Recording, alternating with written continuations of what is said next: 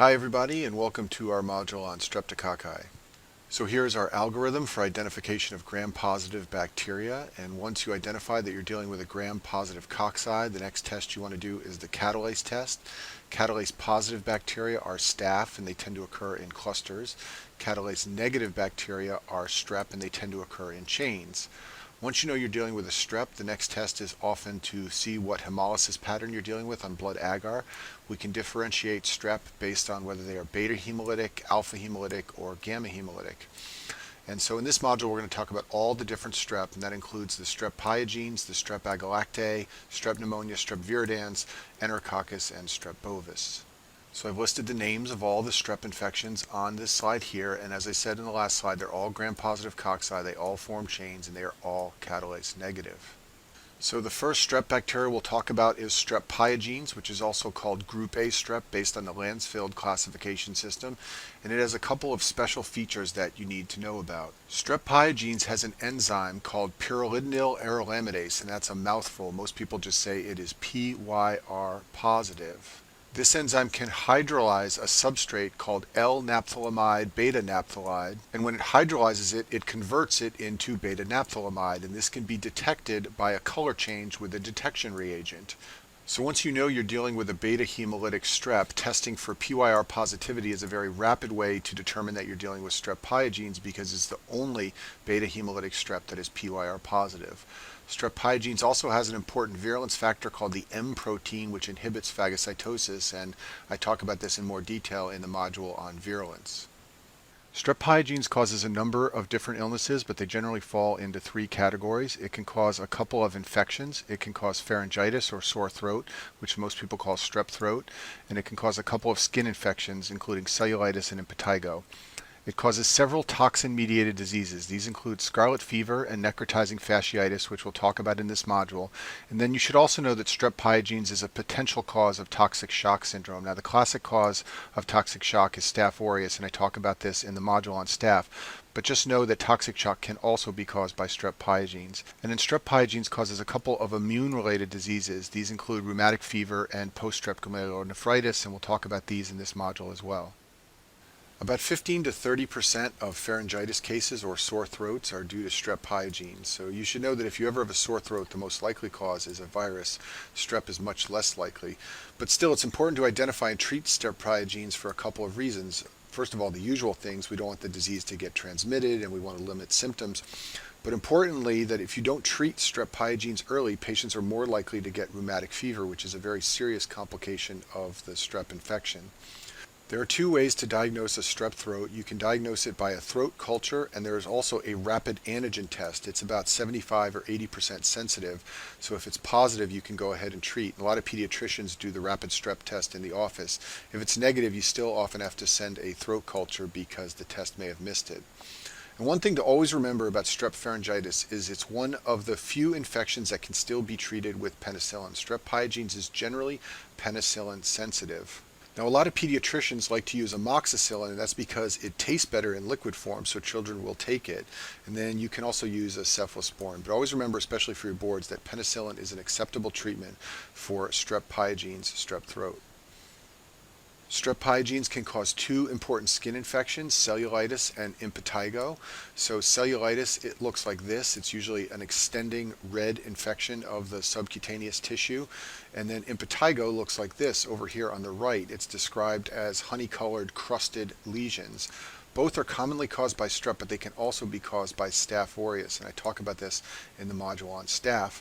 So when you're choosing antibiotics to treat both of these infections, you need to pick an antibiotic that covers strep and staph in order to make sure that if Staph aureus is present, it gets treated. Scarlet fever is a rash that occurs following strep pharyngitis, and it occurs because of a skin reaction to a toxin secreted by the bacteria called erythrogenic toxin. And one thing that's high yield to remember about this toxin is that the gene is not found in the bacterial's genome.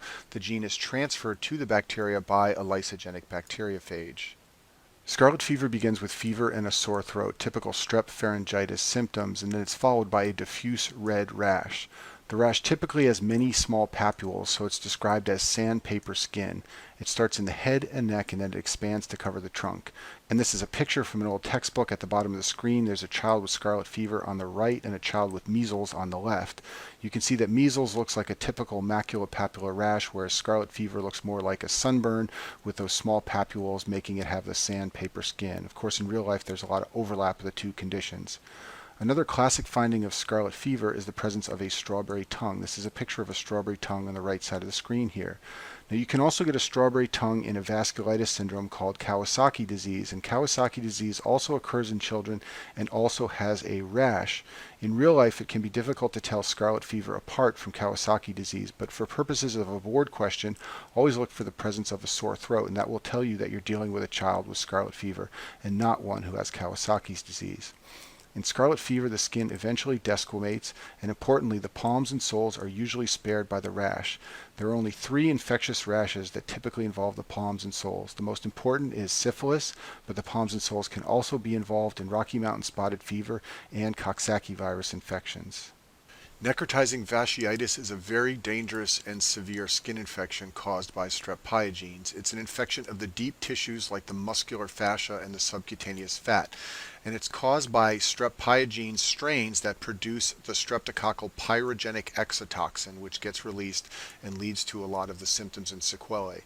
It's often fulminant and deadly. The infection spreads along the muscular fascia and it requires urgent surgical debridement.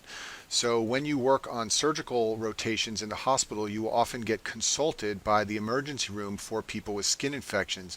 Most of those skin infections will be simple cellulitis, but the reason the ER is consulting you is because they are questioning whether it has turned into necrotizing fasciitis and they want to know whether the patient needs to be taken to the operating room. There are 2 types of necrotizing fasciitis. The first type is polymicrobial. It's often caused by anaerobes like Bacteroides and Clostridium, and this occurs in diabetics and other people who are immunocompromised and get severe skin infections. The type that everyone fears is the type 2. That's what's caused by group A strep or strep pyogenes. It's also sometimes caused by staph, and this one occurs in otherwise healthy people after a skin injury, sometimes a minor skin injury. So the classic case for strep pyogenes necrotizing fasciitis is someone who has a minor skin trauma. Often it's a biker who has a fall or someone who's been hiking in the mountains. They get redness or warmth at the site of trauma, and sometimes this can be confused with cellulitis. Remember what I said, this is why there are often surgical consultations done in the ER for people with skin infections. One key finding is that there will usually be pain that's out of proportion to the exam, so even though it's a small amount of mild redness, it will be exquisitely tender, and then when it becomes bad, it can cause fever and hypotension, which makes it obvious that you're dealing with a case of necrotizing fasciitis. Next, let's talk about rheumatic fever. This is an immune sequelae that follows a group A strep pharyngitis infection. Infection with streptococcus leads to the production of anti-strep antibodies, and those antibodies cross-react with tissue antigens, and this leads to rheumatic fever. This is considered an example of a type 2 autoimmune or hypersensitivity reaction. There are a couple of classic pathology findings for rheumatic fever that you should know about, especially for step 1. The first is the presence of Aschoff bodies. These are nodules in the heart and they contain inflammatory cells. They're a form of granuloma. This is a picture of one right down here. These are cardiac myocytes and this is an Aschoff body embedded within it.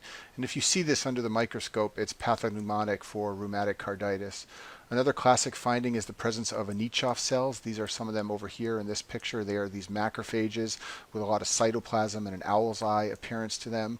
And then finally, there is a toxin secreted by the bacteria called streptolysin O. So anti-streptolysin O antibodies or ASO antibodies will become elevated in patients who have rheumatic fever. So elevated ASO titers are suggestive of rheumatic fever. So there are many, many symptoms of rheumatic fever in many different systems in the body, and the mechanism of all these features are poorly understood. The way you diagnose rheumatic fever is by looking for presence of the Jones criteria. So the Jones criteria are a series of major and minor findings, and if you have enough of them, then you can make the diagnosis of rheumatic fever. So let's go over the minor Jones criteria first. Most of these are relatively non-specific. These are things like presence of fever, presence of arthralgia, which is joint pains, a prior history in the patient of rheumatic fever, because if you've had it once, you're more likely to get it again, elevated white blood count, SED rate, or C-reactive protein. All of these are markers of inflammation, or a prolonged PR interval on the EKG. The major Jones criteria findings includes carditis, which can be myocarditis or damage to the heart valves, polyarthritis, so this is not just going to be pain in joints, but this is going to be inflammation of multiple joints, chorea, which is a movement disorder, erythema marginatum, which are pink rashes. They're usually big circles on the trunk or on the legs, and then subcutaneous nodules. And so in order to have rheumatic fever, you need to have two major or one major and two minor criteria, along with evidence of a prior strep infection. So clues to diagnosis of rheumatic fever, especially in board questions, is that they will describe a patient with a sore throat or upper respiratory infection followed by the development of joint pain and often a new murmur. And these are evidence of rheumatic fever in the joints and in the heart. The treatment for rheumatic fever is to give penicillin. Usually it's administered when the diagnosis is made to clear any potential lingering strep throat bacteria.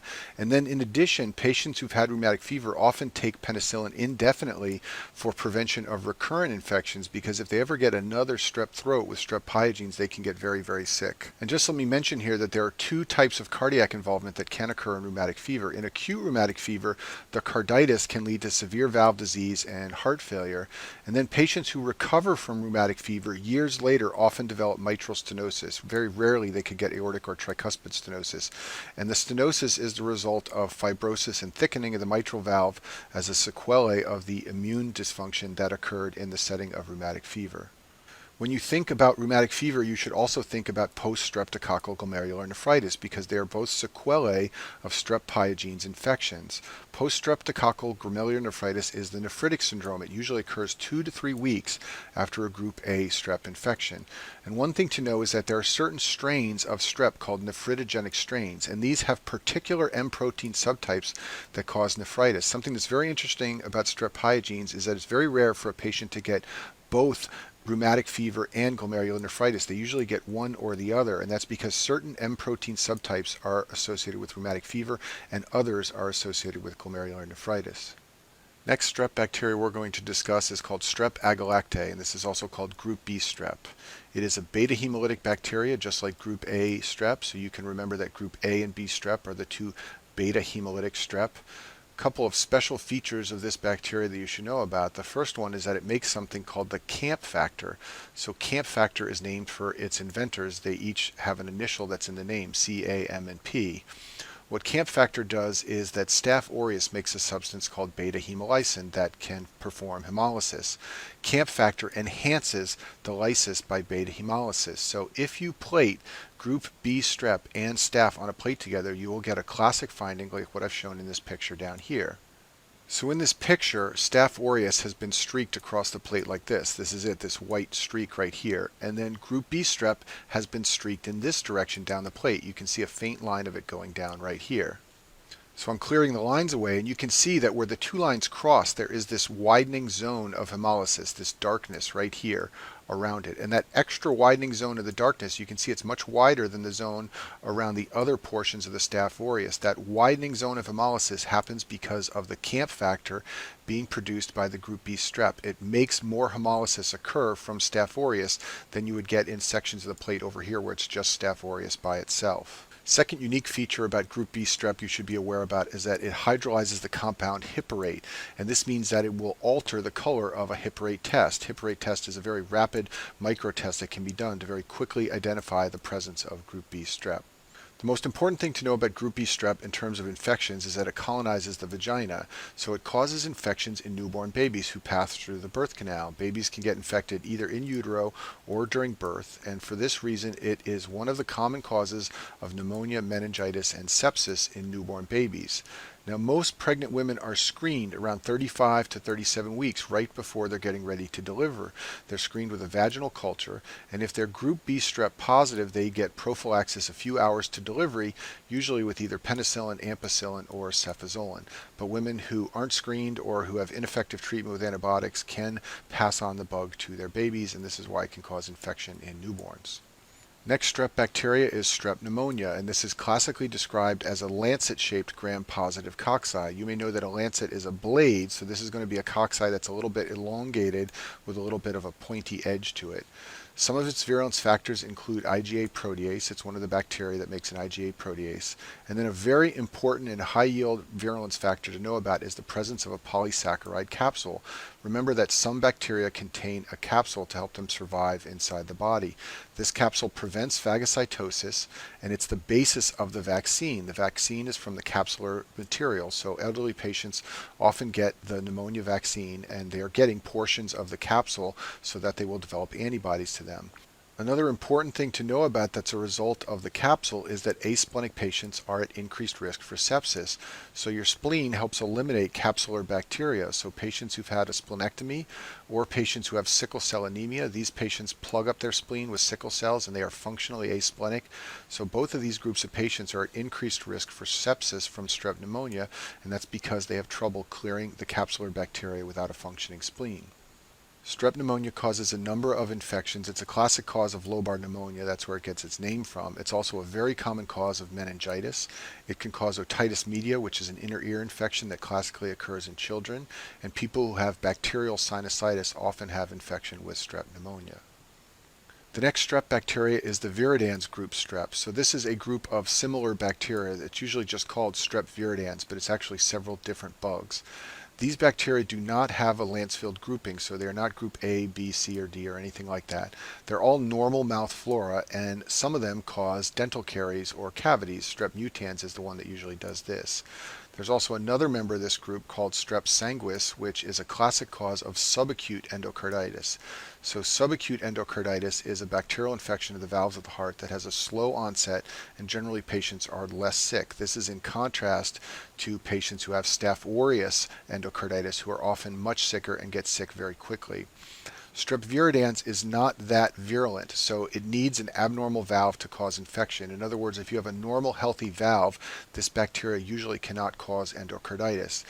One thing to know about these bacteria is that they synthesize dextrans, and dextrans can bind to fibrin.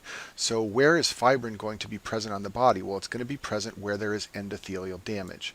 So the way this classically causes endocarditis is someone has mitral valve prolapse and they have a damaged mitral valve, and there is some fibrin sticking out into the bloodstream. And then the patient gets bacteremic from a dental source, maybe they had some dental work done, and the dextrans present on these strep viridans can then bind to the valve and cause endocarditis. A pearl that's often present in board questions is a recent dental procedure. So if you see someone who had recent dental work, especially with a history of mitral valve prolapse and now gets endocarditis, they're describing a classic depiction of a strep viridans group endocarditis infection. The next streptococcus that we'll talk about is Enterococcus. There are two of these that are medically important, Enterococcus faecalis and Enterococcus faecium, but they both cause similar infections, so most people just call it Enterococcus. They are normal colonic bacteria, and they are Lancefield group D.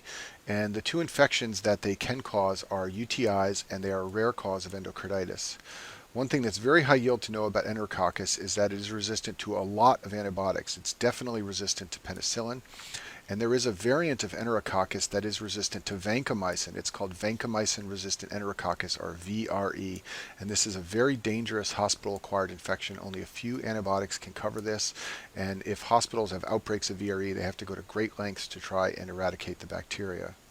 So let's talk in a little more detail about Enterococcus and antibiotics. Enterococcus is relatively resistant to cell wall agents when they're used alone. So penicillin, ampicillin, and vancomycin, these drugs by themselves don't work very well.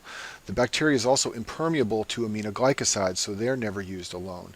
However, it turns out that when you use agents in combination, they have a better effect than either agent alone. This is called synergistic therapy. So vancomycin and gentamicin are often given together to treat Enterococcus infections. So is the combination of AMP and gent. And again, the combination works better than either drug alone.